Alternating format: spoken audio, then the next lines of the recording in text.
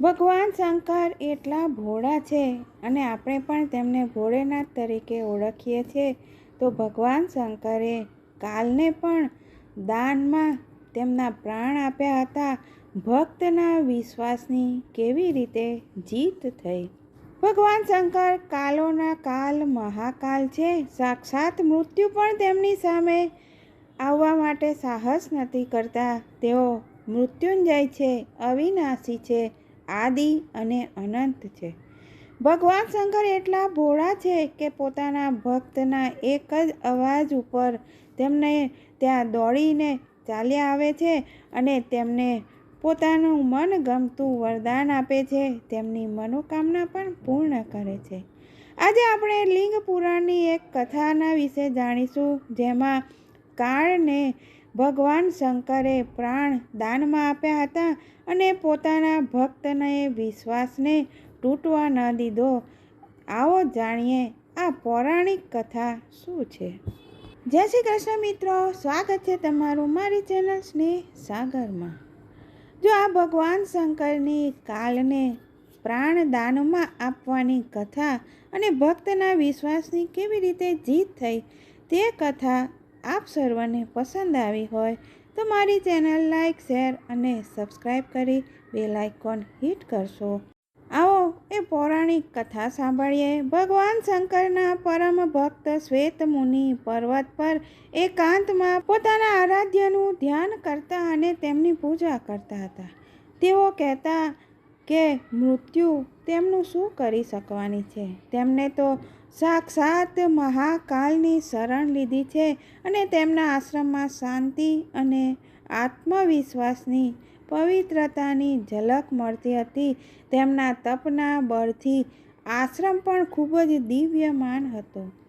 શ્વેતમુનિ પોતાના જીવનકાળના અંતિમ પડાવ પર હતા. તેઓ મૃત્યુથી નિડર થઈને રુદ્ર અધ્યાયનો પાઠ કરતા હતા અને તેમના જીવનના અંતિમ શ્વાસ ચાલી રહ્યા હતા. અચાનક તેઓ ચોંકી પડે છે કે તેમના સમક્ષ એક વિકરાળ આકૃતિ આવીને ઊભી રહે છે. તેમનું શરીર કાળું હતું અને તેમના વસ્ત્રો પણ કાળા ધારણ કરેલા હતા. શ્વેતમુનિએ તેમને પોતાના આશ્રમના શિવલિંગને કરુણામય દ્રષ્ટિથી જોયું અને ઓમ નમઃ શિવાયના મંત્રનું ઉચ્ચારણ કર્યું. તેમણે શિવલિંગને સ્પર્શ કર્યો અને તે વિકરાળ આકૃતિને પૂછ્યું કે તમે આ પવિત્ર આશ્રમને અપવિત્ર કરવાની હિંમત કેવી રીતે કરી? આ આશ્રમને તો ભગવાન શંકરની કૃપાથી અભયનું આશીષ મળેલું છે.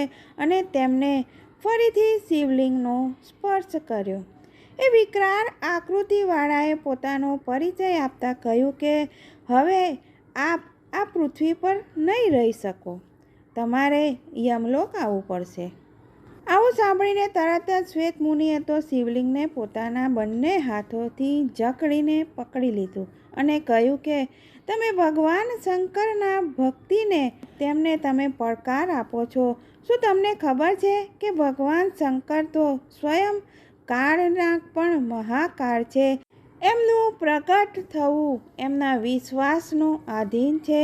ભગવાન શંકરને જોઈને કાલ પણ પ્રાણહીન સમાન થઈ જાય છે. તેઓ શક્તિહીન થઈ જાય છે. શ્વેતમુનિ ભગવાન શંકરની સ્તુતિ કરવા લાગ્યા અને આ મહાદેવને કહેવા લાગ્યા કે તેઓ પોતાના લિંગની ઉપાસના કરે છે તે ધન્યને પાત્ર છે. વિશ્વાસની વિજય થાય છે. નંદીના નિવેદન કરવા પર મહાકાલ શિવ કાલને પ્રાણ દાનમાં આપી દે છે અને તેઓ ત્યાંથી અંતર ધ્યાન થઈ જાય છે. જય શ્રી કૃષ્ણ મિત્રો.